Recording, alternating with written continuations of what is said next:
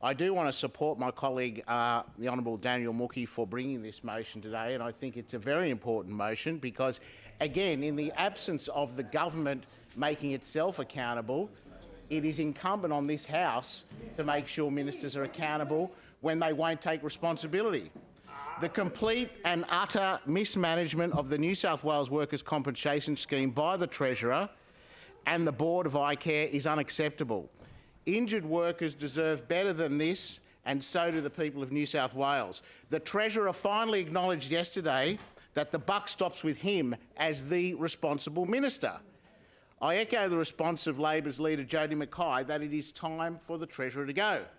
It is nonsensical to accept that you are to blame for the failures at icare and yet there's no consequences. Sorry, and everything's all good.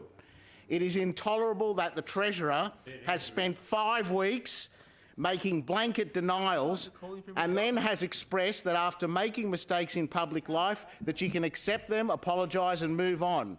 This is unacceptable, Mr President. There have been too many workers that have not received the help and care they need due to the incompetence of this Treasurer. Letting down 3 million workers and hundreds of thousands of businesses is catastrophic. This has real consequences.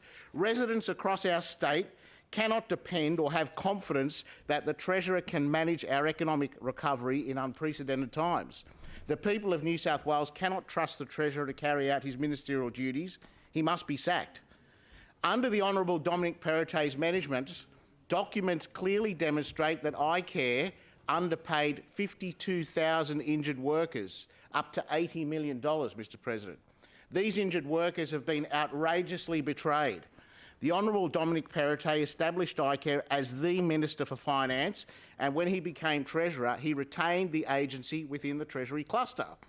The Treasurer is responsible for appointments to the board, and the board is solely accountable to him.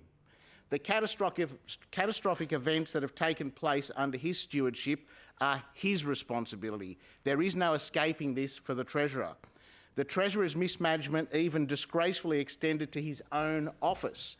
The hiring of 2 personal political staff who were on icare's payroll is well beyond outrageous.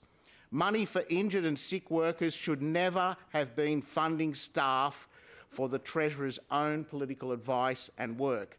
It is disgraceful that one of the political staffers who was being paid by icare was actively working to prohibit the release of the very documents that we sought regarding icare.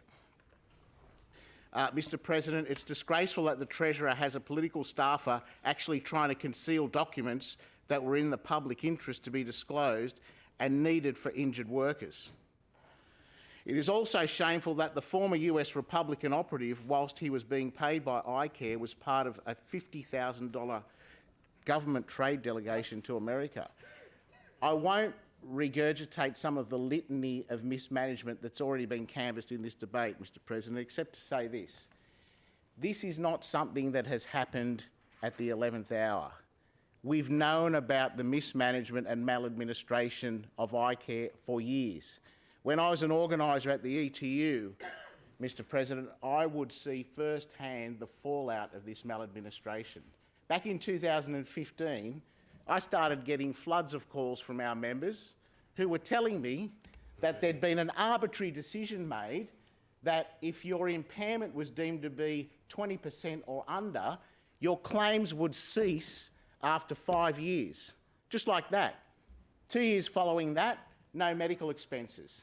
Now, these were people who had their livelihoods affected by not being able to work because of an injury sustained at work, and then because the government is stretched to make up the shortfall for their own maladministration, their own mismanagement, they're hitting workers' claims.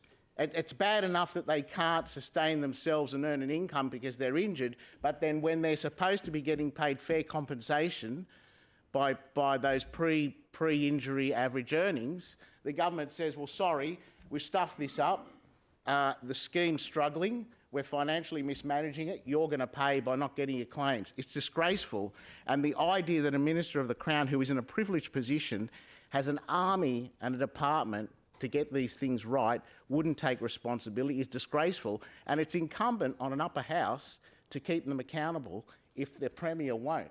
And that's why we're moving this motion of no confidence, and it should be supported.